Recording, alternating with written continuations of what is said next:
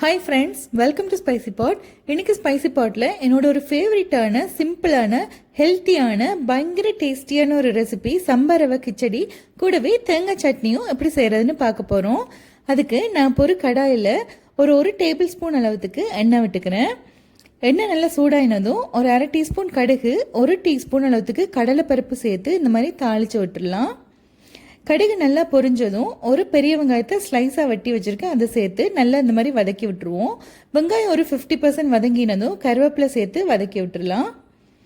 பாருங்கள், இந்த கருவேப்பிலையும் சேர்ந்து நல்லா வதங்கினதுக்கப்புறம் 1 இன்ச் அளவுக்கு இஞ்சியும் குட்டி குட்டியாக கட் பண்ணியிருக்கேன், 3 பச்சை மிளகாயும் சேர்த்து பச்சை வாசனை போகிற வரைக்கும் வதக்கி விட்டுடலாம். இப்போ இதில் சின்னதாக வெட்டின ஒரு தக்காளி பழத்தை சேர்த்து நல்லா வதக்க போகிறோம்.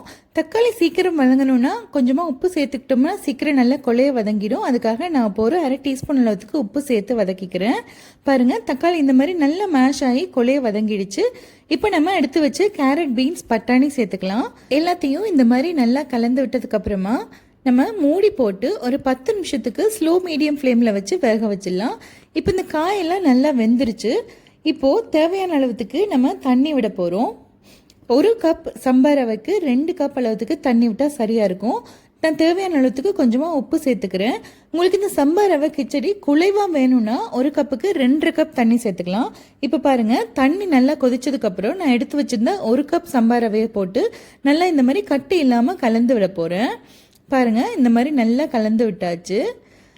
இப்போது நம்ம மறுபடியும் இதை மூடி போட்டுட்டு ஒரு 10 நிமிஷத்துக்கு ஸ்லோ ஃப்ளேமில் வச்சு வேக வச்சு எடுத்துட்டோம்னா பாருங்கள், இந்த மாதிரி நல்லா பொலன்னு வெந்து அழகாக வந்துடுச்சு. இதில் கொஞ்சமாக கொத்தமல்லி, அப்புறம் கடைசியில் கொஞ்சம் நெய் விட்டு நல்லா மிக்ஸ் பண்ணிவிட்டு சர்வ் பண்ணோம்னா சூப்பராக டேஸ்டியாக இருக்கும். இந்த சம்பா ரவை கிச்சடிக்கு பெஸ்ட்டான சைட் டிஷ்னா தேங்காய் சட்னி தான். அதுக்கு ஒரு கைப்பிடி அளவுக்கு தேங்காய் போட்டிருக்கேன், 1/2 இன்ச் இஞ்சி, 2 பச்சை மிளகாய், 1 டேபிள் ஸ்பூன் அளவுக்கு பொட்டுக்கடலை, 1/2 டீஸ்பூன் உப்பு சேர்த்து நல்லா தண்ணியாக இந்த மாதிரி அரைச்சி எடுத்துடுறேன். இதில் நான் கடுகு, உளுத்தம்பருப்பு, கொஞ்சமாக கருவேப்பிலை, அப்புறம் கொஞ்சமாக சீரகம் சேர்த்து தாளிச்சிட்டோம்னா இந்த மாதிரி சட்னி ரெடி ஆகிடும். இந்த சூப்பர் ஹெல்த்தியான சம்பா ரவை கிச்சடியை தேங்காய் சட்னியோட வச்சு சாப்பிட உங்களுக்கு பிடிக்கும்னா கமெண்ட்டில் சொல்லுங்கள். அப்படியே இந்த ரெசிபியை நீங்களும் உங்கள் ஃபேமிலியில் இருக்கிறவங்க எல்லாருக்கும் செஞ்சு கொடுத்து ஜாலியாக என்ஜாய் பண்ணி சாப்பிடுங்க. அடுத்த வீடியோவில் பார்க்கலாம். பாய்.